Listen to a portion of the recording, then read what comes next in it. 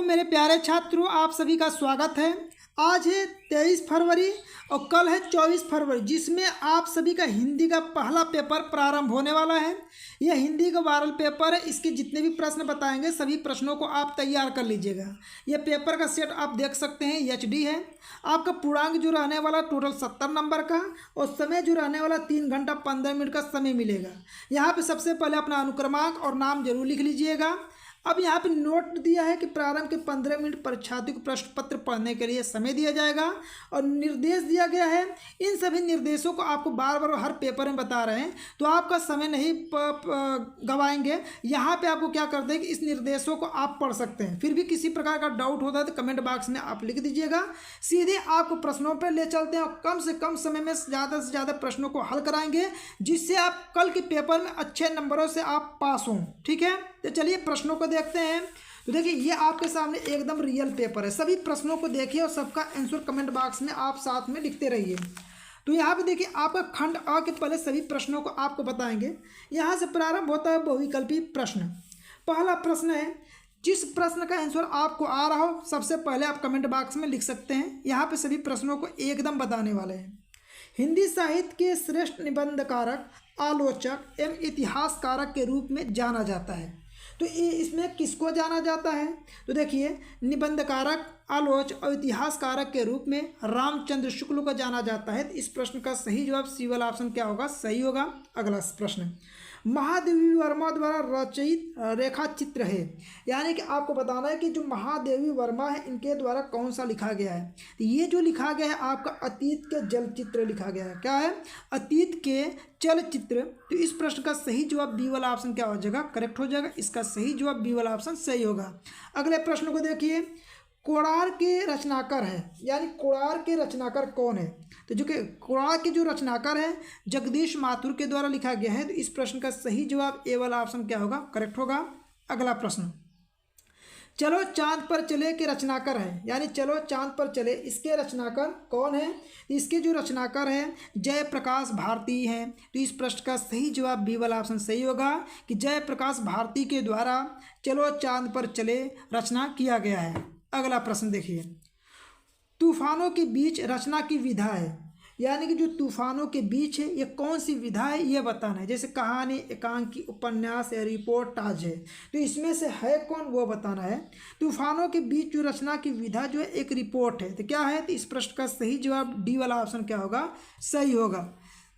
अगला प्रश्न, केशवदास किस काल की कवि हैं? यानी केशवदास के बारे में बताना है कि किस काल के कवि इसको माना जाता है।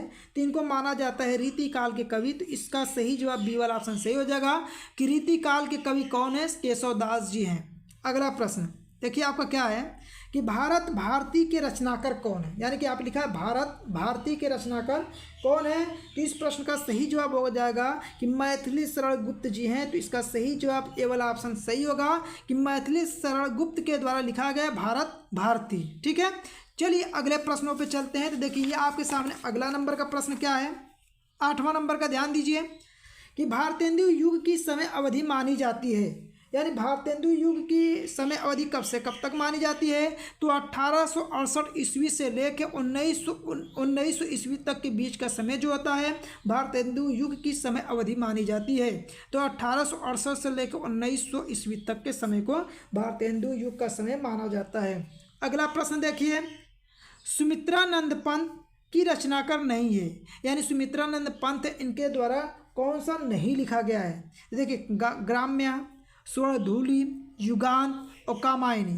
तो सुमित्रानंद पंत ने कामायनी की रचना नहीं किया है। तो इस प्रश्न का सही जवाब क्या होगा? सी वाला ऑप्शन सही हो जाएगा।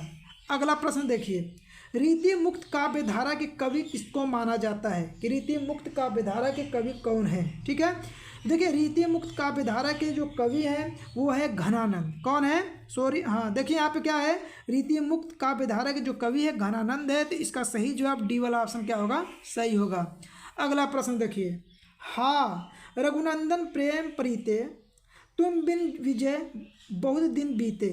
उपर्युक्त पंक्ति में प्रयुक्त रस बताना है कि इसमें रस का क्या सा है। देखिए, हाँ है, इसका मतलब दुख को व्यक्त कर रहा है और दुख को व्यक्त करने वाला जो रस है कौन सा होता है? करुण रस। तो इसका सही जवाब सी वाला ऑप्शन सही हो जाएगा। आप करुण रस और हास्य रस को अच्छे से पढ़ के जाइएगा, आपके पेपर में जरूर प्रश्न ये पूछता है। अगला प्रश्न देखिए, ज्यों अखिनु सब देखिए आँख ने देखी जाही, उपर्युक्त में कौन सा अलंकार है, इसमें आपको अलंकार बताना है। ठीक है, तो देखिए ज्यों त्यों ये शब्द आपको जहाँ पे मिलेगा, ज्यों मिल जाए, त्यों मिल जाए, मनु मानो ये शब्द मिल जाता है, उसमें हमेशा एक उत्प्रेक्षा अलंकार होता है। तो इस प्रश्न का सही जवाब डी वाला ऑप्शन क्या होगा, सही होगा। अगला प्रश्न देखिए, सोरठा छंद के पहले एवं तीसरे चरण में होते हैं। तो आप सोरठा हुआ, रोला हुआ, इन दोनों को बहुत अच्छे से पढ़ के जाइएगा। ठीक है, तो सोरठा छंद के पहले और तीसरा चरण में कितनी कितनी मात्राएं होती हैं, तो 11 मात्राएं होती हैं। तो इस प्रश्न का सही जवाब सी वाला ऑप्शन क्या हो जाएगा, आपका सही हो जाएगा। तो इसको आप जरूर याद रखिए। आपका अगला नंबर का प्रश्न है कि सुगम शब्द में प्रयुक्त उपसर्ग आपको बताना है कि इसमें उपसर्ग क्या है। उपसर्ग का मतलब होता है कि इसके प्रारंभ में क्या जुड़ा है, सु शब्द जुड़ा है। तो इसका सही जवाब क्या हो जाएगा, ए वाला ऑप्शन सही हो जाएगा। सुगम शब्द में प्रयुक्त जो उपसर्ग है सु उपसर्ग है। अगला प्रश्न यहाँ ध्यान दीजिए, देखिए अगला क्या है आपका, नवरत्न में समान है, नवरत्न में समास है। तो नौ रत्नों का समूह जिसमें संख्या आ जाता है, देखिए 9 से अब 9 संख्या आ रहा है ना, जिसमें यदि संख्या आता है तो उसमें द्विगु समास होता है। तो इसका सही जवाब बी वाला ऑप्शन सही होगा, द्विगु समास। जैसे तिरंगा में पूछेगा कौन सा समास है, तो द्विगु समास।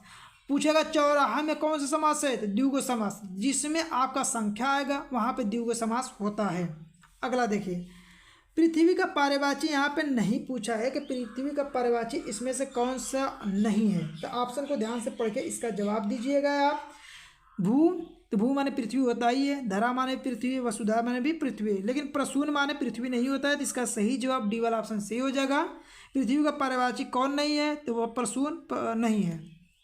अगला देखिए, त्वाम शब्द में प्रयुक्त, त्वाम शब्द में विभक्ति एवं वचन बताना है कि त्वाम में विभक्ति और वचन कौन सा है। ठीक है, देखिए जब त्वाम लिखा रहता है तो इसमें द्वितीय विभक्ति एक वचन रूप होता है। तो इसका सही जवाब ए वाला ऑप्शन क्या हो जाएगा, आपका सही हो जाएगा। अगला प्रश्न, अर्थ के आधार पर वाक्य कितने भेद होते हैं। देखिए आप जब पेपर देने जा रहे हैं कल, तो वाक्य के प्रकार आप जरूर पढ़ के जाइएगा। आपके बोर्ड के एग्जाम में 100% की लिखित गारंटी देते हैं कि आपको वाक्य से संबंधित आपसे जरूर प्रश्न पूछा जाएगा। ठीक है, तो वाक्य के टोटल कितने भेद होते हैं, तो वाक्य के टोटल 8 भेद होते हैं। तो इसका सही जवाब बी वाला ऑप्शन सही हो जाएगा। अगला देखिए, अगला भी आप पेपर में जरूर पढ़ के जाइएगा, जैसे कर्तृवाच्य, कर्मवाच्य, भाववाच्य, ये तीनों जरूर पढ़ के जाइएगा। देखिए कर्तृवाच्य में मतलब होता है, कर्तृ मतलब कर्म, क्या होता है यहाँ पे, कर्तृ माने क्या होता है, कर्ता। कर्तृ माने क्या होता है, कर्ता।